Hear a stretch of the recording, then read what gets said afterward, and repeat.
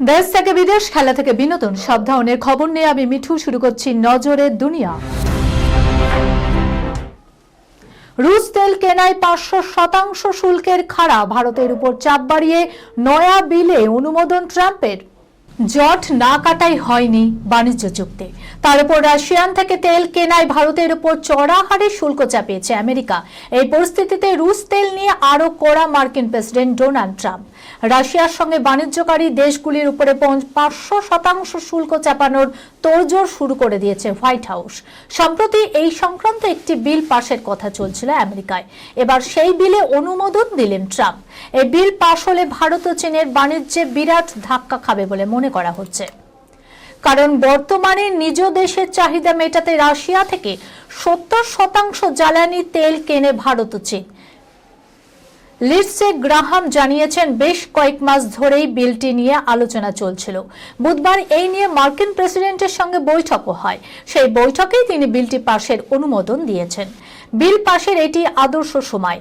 Ukraine শান্তি চুক্তির পক্ষে, কিন্তু রুশ প্রেসিডেন্ট ভ্লাদিমির পুতিন যুদ্ধবিরতির কথা বললেও নিরীহদের হত্যা করছেন। এই পরিস্থিতিতে রাশিয়া থেকে বহু দেশ কম পয়সায় তেল কিনে পুতিনের যুদ্ধের মেশিনে তেল যোগাচ্ছে।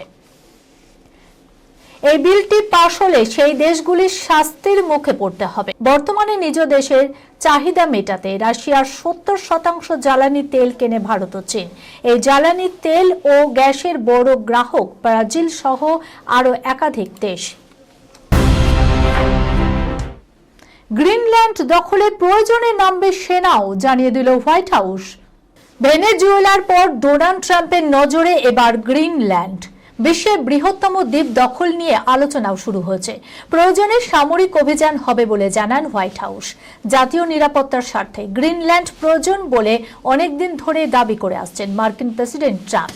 এরপরেই পাল্টা সুর চড়িয়েছেন গ্রিনল্যান্ডের অভিভাবক ডেনমার্কের প্রধানমন্ত্রী মেট ফ্রেডরিকসেন। এই আবহে গ্রিনল্যান্ডের পাশেই দাঁড়িয়েছেন ব্রিটেন, জার্মানির মতো ইউরোপীয় ইউনিয়নের দেশগুলি। ঘটনাচক্রে তারপরে গ্রিনল্যান্ড দখল নিয়ে বিবৃতি দিল হোয়াইট হাউস। মঙ্গলবার হোয়াইট হাউস বলেছে, বৈদেশিক নীতি সংক্রান্ত বিভিন্ন বিষয় নিয়ে আলোচনা করছেন প্রেসিডেন্ট এবং তার টিম। প্রয়োজনে সেনাও নামানো হবে।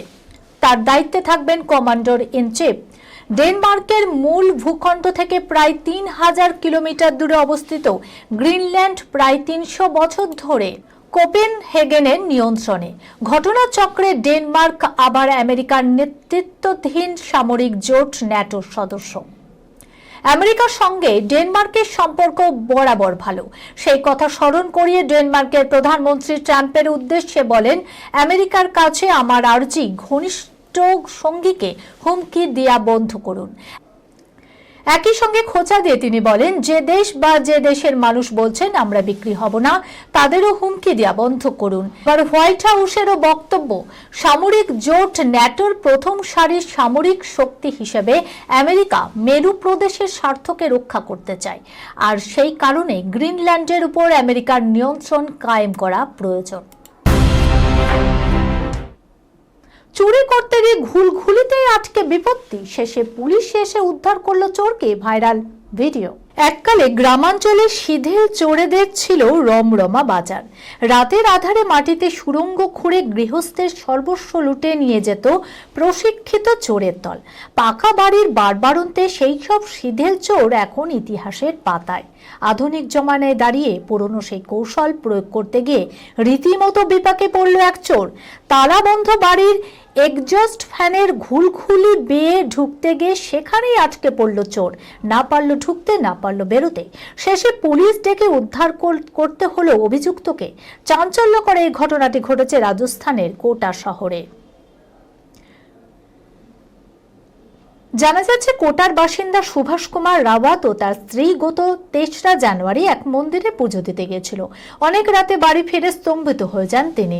দেখেন সন্দেহভাজন দুই যুবক তার বাড়িতে চুরির মতলবে রয়েছে। একজন রান্নাঘরের এক্সজস্ট ফ্যানের ঘুলঘুলি বেয়ে ভেতরে ঢোকার চেষ্টা করছে, অন্যজন বাইরে দাঁড়িয়ে নজর রাখছে। এই দৃশ্য দেখে চিৎকার চেঁচামেচি শুরু করে। আশেপাশের লোকজন আওয়াজ শুনে বাইরে বেরিয়ে এলে দ্বিতীয় যুবক পালিয়ে যায়, অন্যজন এক্সজস্ট ফ্যানের ঘুলঘুলিতেই আটকে পড়ে। এই অবস্থায় পুলিশে খবর দেয় সুভাষ।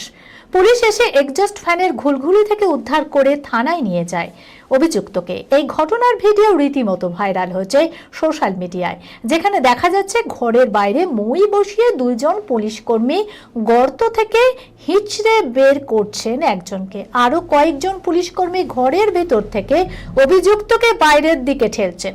বেশ কিছুক্ষণের চেষ্টার পর তাকে শেষ পর্যন্ত উদ্ধার করে পুলিশ। এই গরমের ছুটিতেই খুলবে ভূত বাংলোর দরজা। কবে মুক্তি পাবে অক্ষয়ের বহু প্রতীক্ষিত এই ছবি?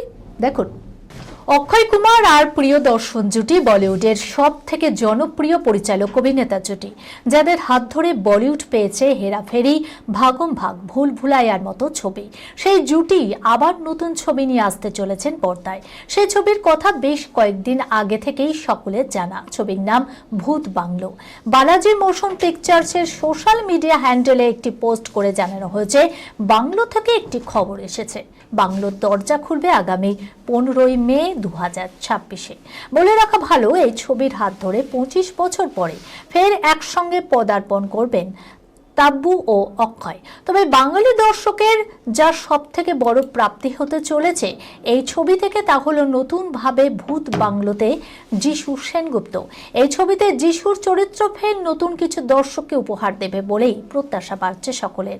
শুধু তাই নয়, ছবিতে অভিনয় করেছেন প্রয়াত অভিনেতা আসরানি। এই ছবি তার শেষ ছবি বলে জানা যায়। এই খবরের সঙ্গে শেষ করলাম আজকের নজরে দুনিয়া। আপনারা দেখছেন টিভি 24 বাংলা, সংবাদ বিনোদন সারাদিন সারাক্ষণ।